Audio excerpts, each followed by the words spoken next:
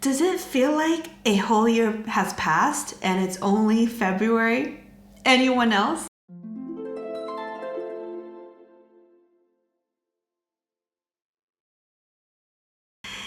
I had mentioned in my previous videos how things are speeding up in the ear of the wood snake, i.e., with social media and its faster paced nature and the number of events and the rate at which it happens.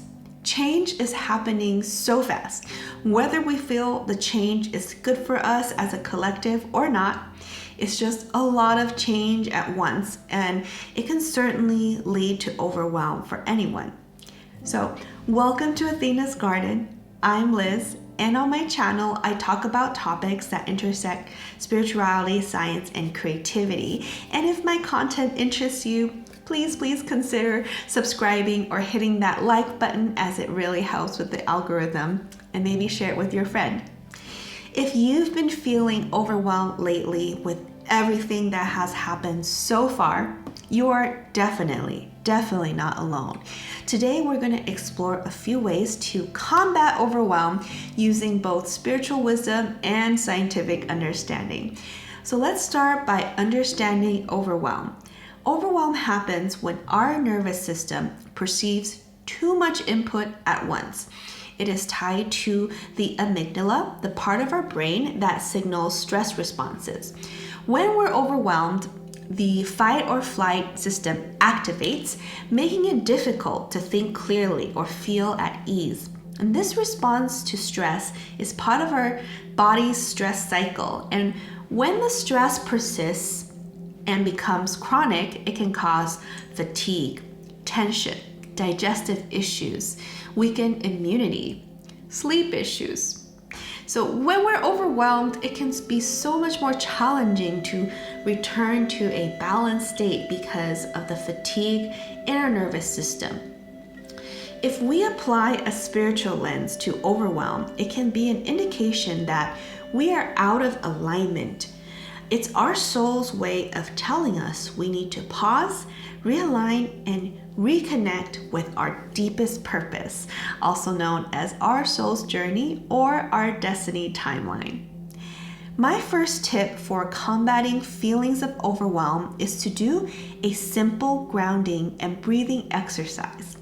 In meditation or spiritual traditions, grounding focuses on connecting us back to the present moment by focusing on being present and feeling supported by Mother Earth. To do this, we visualize ourselves utilizing the Earth's stable energy to calm and balance ourselves. Research has shown that grounding or earthing can reduce the stress hormone cortisol and promote a sense of calm. I will link the article in my description box, but here is an example of a grounding technique you can try. So we're going to do this together. So start by taking a deep breath in through your nose and hold for a few seconds.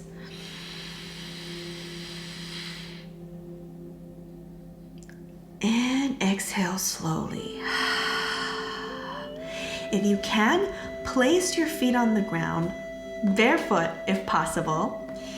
And as you keep taking these inhales, pause and exhale. Imagine roots extending from the bottom of your feet and reaching deep into the earth, anchoring you, stabilizing you, and holding you safe.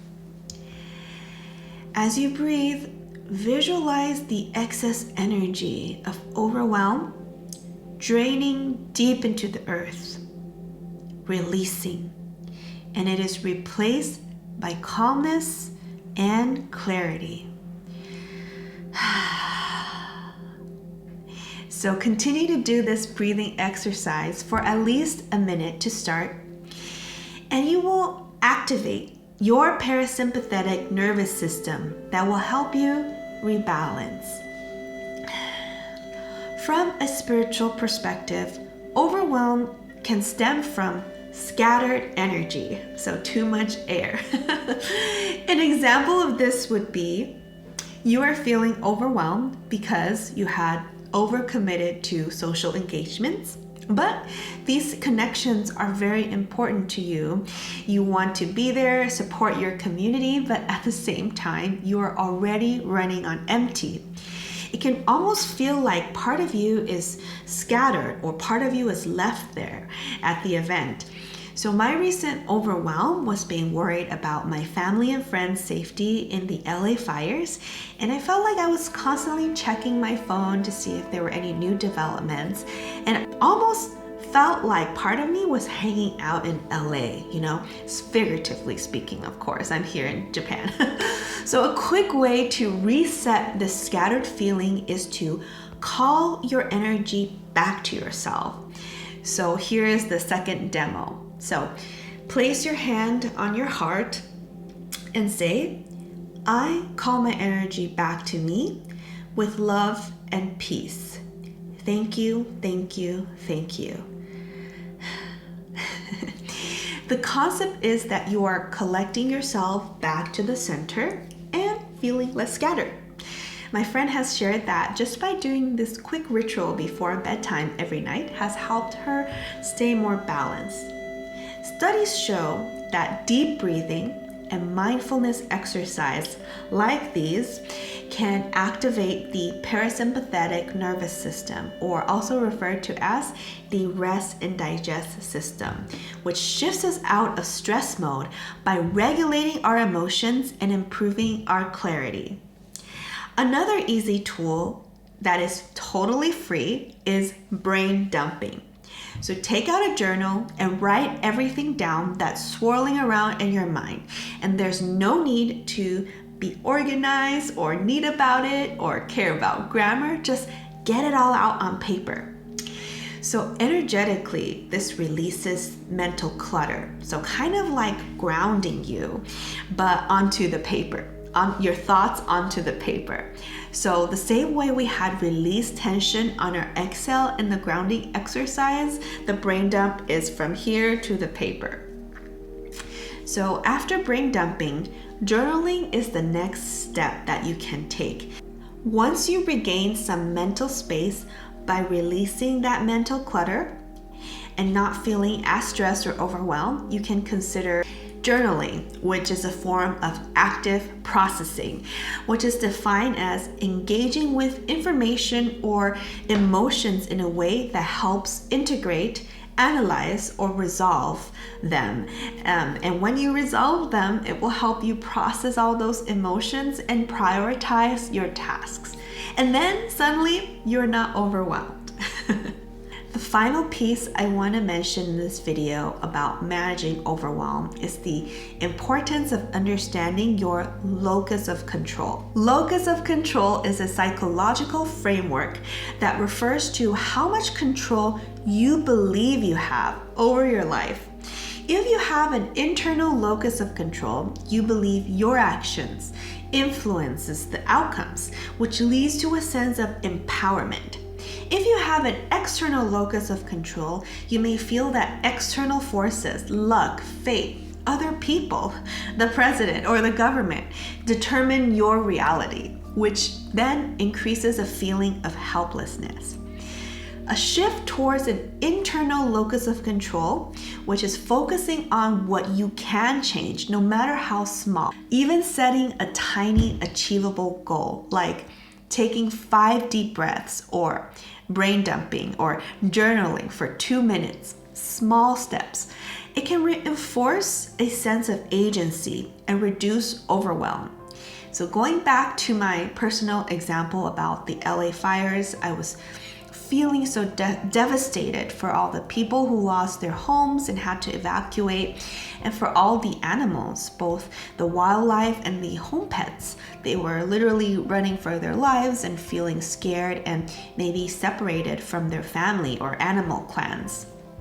So at that moment, I saw that Pasadena Humane Society, which by the way is where I adopted my Skyla cat from, they were asking for donations to support their efforts in providing medical care for wildlife and injured pets and helping them reunite with their owners and returning them back to the wild. So I immediately donated and shared on my social media, and saw that a few of my friends also donated and shared on their social media.